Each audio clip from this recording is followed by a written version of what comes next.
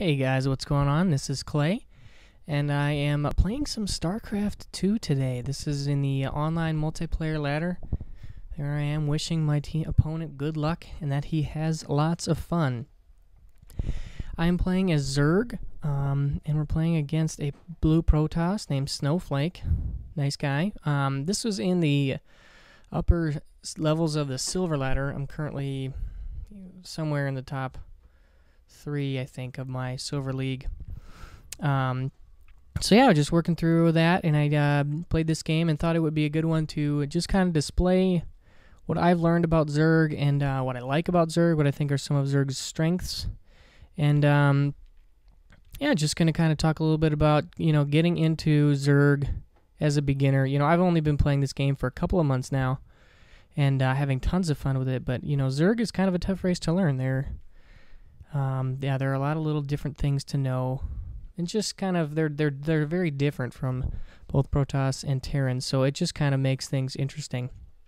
So, right now, basically, I'm just focusing on making drones. I'm up to 14 now, and against Protoss, I like to go 14 pool, so that's my build order, or the opening of my build order. So I've drawn up to 14, and as you can see right here, I just dropped my spawning pool, so that puts me down back to 13. The reason that I like to do that is it helps to get those Zerglings out a little bit sooner against Protoss, in case they decide to cannon rush or something like that, or maybe like maybe some sort of early push. It just is nice to get the map control going. So I always tend to open with a pool at 14, and then I save up for a hatchery next. Now, biggest things, I mean, this is true for any race, regardless of what you're playing. I mean, the mechanics are a little bit different, but you always want to make sure that you're constantly making workers. I mean, this is just one of the fundamentals of RTSs, and, one of the biggest things that you'll see in any beginner-level commentary about how to play StarCraft 2 is you always want to be constantly making workers. And then you also want to combine that with never getting supply blocked. So as you can see up here, I'm getting close. I'm at 17 of 18, 18 of 18. But on the way, I have an Overlord coming. So you never want to get yourself in a position. So like right now, technically I am supply blocked. There, look at me just not paying attention to my own words. You want to make sure that you're always able to continue building units. So right now I have to wait, and my food is getting, or my minerals are getting up kind of high. I had to wait for this Overlord to pop out. So you want to try to avoid that. So that's a really big thing about Zerg. And that's true of any race, is you always want to be banking workers, and you always want to be avoiding getting supply blocked. Now, the next thing I want to talk about is the Queen. The Queen, and specifically the larva inject function, so that's this V here, spawn larva, is by far and away the most important part about being successful with Zerg.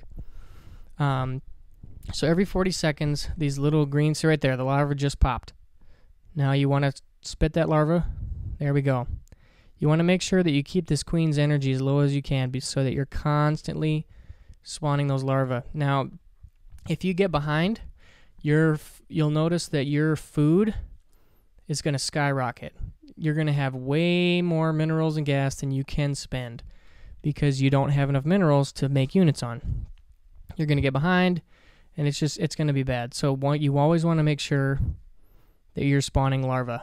So keep that on your mind. So we've got 3 things to keep in mind right now. It's constantly make workers, avoid getting supply blocked, and then always spit larvae as much as you can. So I've got 3 queens out now. I really like to have 3 queens when I'm on 2 bases. This middle queen, her sole job is to just spawn creep tuners. Now this map has this really big wide open space here between this hatchery and this hatchery. So it's really nice to get that creep spread. I've got one here already because your units move so much faster. So yeah, that's why I really like to have 3 queens. And you always want to make sure that you have 1 queen per hatchery at least. So the minimum would be 2 queens. And as a whole with Zerg, you always want to be thinking about expanding. Adding on new hatcheries is really, I mean, it's the cheapest race to do so. So you always want to make sure that you do that as quickly as possible and as much as you possibly can without really risking yourself to being ruined. So I've got some Zerglings over here just to they were standing in front of his gate, and I noticed a Void Ray. Now the reason for these Zerglings is mostly for scouting purposes. Scouting is huge for Zerg. So right there I see that he has a Void Ray. So immediately I gather all my queens together. I start making another queen. And with this going down, I should be making some spore crawlers. Yep, I got a spore crawler going down there. And I got another one going right there. So, I really should not have any problems taking out this Void Ray. And, that's a pretty key part of playing with Zerg, is you need to scout. Zerg is very much a reactive race. Because of this spawn larva system, it's really easy to really quickly regenerate all your units, which is really cool, and that's kind of something unique to Zerg that none of the other races can do very well.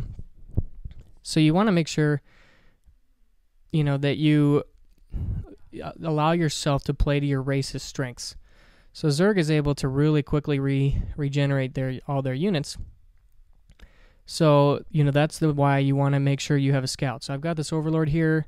He's watching this mineral patch and got a little bit of vision here just to see what's going on. So he just planted his second Nexus. With my Overlord, I'll be able to see that he's got, some units mining that gas there. Accordingly, I take my third hatchery. As Zerg, I know this is just another key. You always want to try to be one base ahead of your opponent. So this Protoss has one Nexus already down, and they have a second Nexus coming in soon. You always want to make sure that so he has a total of 2, so I want to try to stay ahead of him and get a third. And I'm also putting a macro hatch here, and so I'll have a total of 4 hatcheries. This hatchery's sole purpose is to just spawn larvae to get me in a position to, like I said before, to within a blink of an eye to quickly be able to rejuvenate all of my army in case there's a big battle. So just a note about my metagame strategy. So those are basics. Those are key points about playing Zerg. Always build workers. Number 2, avoid getting supply blocked. My computer's freaking out here. And then third, you always want to make sure that you're spawning larvae. With those, if you take care of those 3 things, you're going to be a solid player. I mean, those really are the basics. And it really is, that's what you need to do to win, really. And then after that, whatever units you decide to make, it almost doesn't matter. That's very much secondary. So as you can see here, I've got a spire going down. So I'm going for Mutalisks. Now, by far and away, my favorite strategy to go when I'm playing Zerg against really any race, but it works best against Terran and second best against Protoss. I don't do it much against Zerg ZVZ, but that's another story, is to go Zergling and Mutalisk. I may mix in Banelings depending on the situation, but especially against Protoss, I like to go Zergling with Mutalisks. And the biggest reason for this is I really feel like Zerglings and Mutalisks really capitalize on Zerg's strengths. So number 1, they're some of the fastest units in the game. They cover tons of territory really quickly. And that speed advantage, I think, is a huge strength of Zergs. Because you've got creep and Zerg units generally don't have a ton of damage. They aren't really very beefy units, but for the most part, they're really fast. They have a lot of speed. And so that gives you a lot of map control. So with these Mutalisks, I can really dart around, see, has he taken this base? Is he trying to take this base? I've got another Overlord watching here. I can poke into his main here. I can poke into his, to these probes to see if I can kill off some workers to see what's going on. I really have a lot of options with these Mutalisks. As far as, I'm just waiting to get a couple more to really cover a lot of ground. And like I said, and another thing too, especially with the Zerglings, is they're really cheap. So that allows you to highlight on your ability to quickly rejuvenate your army. If you're going for like this guy, he's going for carriers. and then he's trying to make a push on me. If you are going for units like carriers, I mean, carriers are really expensive and they take a long time to build. You really cannot recreate all those, without a lot of effort. So, that's a nice thing about Zerglings is they're so cheap, is that you'll quickly be able to remake all those. So as you can see, he's pushing up here with primarily an Air Force. Now these Zerglings are going to try to take care of these ground units, but I'm also got these Mutalisks in his base trying to take out as much of his workers as I can. I really am not even focusing on this right now because I know that the Zerglings should be able to take care of most of the ground force. But on the flip side, if I can really decimate his economy, that may make him pull back. Or, if anything, if he does win this battle, because I have 3 bases that are all mining pretty strongly, I should be able to regenerate an army very quickly. Whereas he's probably going to have a hard time with it. So, I've got all these Zerglings. They're not really doing anything, because like I said, I'm focusing more on these Mutalisks. So I'm bringing it all back, and I decided to come about clean it up. So let's look at it. He hardly has any probes mining. I mean, this base just about got completely taken out. His worker count is so low. He's got a couple of carriers, but, let's look at my production tab. I've got 4 corruptors on the way, some mutas here. So I'm going to easily be able to take care of all these units. I really didn't have any great positioning or micro or decision making. I mean, really, because I had such a strong economy, let's just look at the units tab.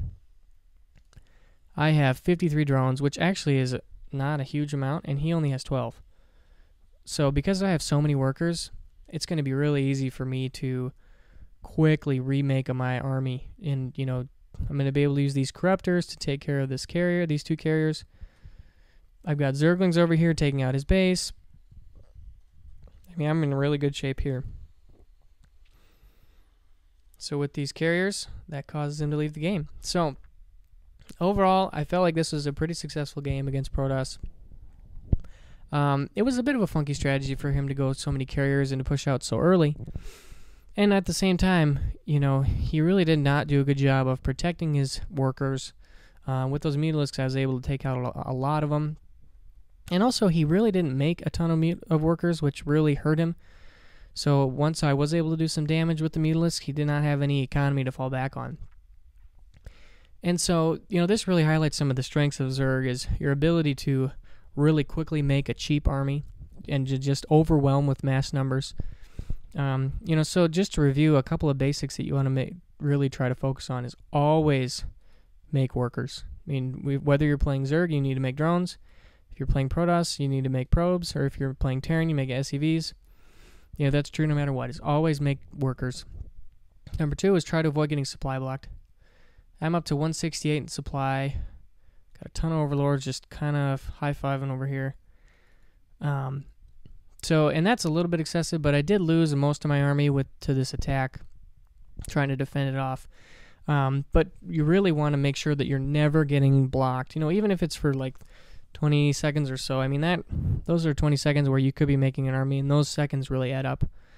So always make workers, avoid getting supply blocked, and then if you're playing Zerg, you really need to make sure that these queens are injecting as much larva as they can. Now this one, her energy got up kind of high because I was using them to deflect some of this air attack. But you really want to make sure that you can do as much as you can to spawn as much larva as possible. I cannot stress how important that is with Zerg. It is just, it's essential. And then really beyond that, it's up to you if you want to go with Zerglings and Mutalisks and really go for speed. Neither of those units are very powerful. So when in a direct battle, they're really going to struggle because they don't have a lot of strength. But they have a lot of speed. You can cover a lot of ground. You can control the map, and they're cheap. They're really easy to replace. Or if you want to go with something like Roach Hydra. Roaches and Hydralisks are more like traditional ranged units, and they work well together. Hydras are very powerful, but they don't have a ton of damage, or they don't have a ton of health points, whereas Roaches are the opposite. They don't have a lot of range, so they have to get in close, but they've got they're pretty beefy. Or if you want to focus on, Infestors are so versatile. They have some great spells. So yeah, there's a lot of really cool strategies. Or if you want to push lake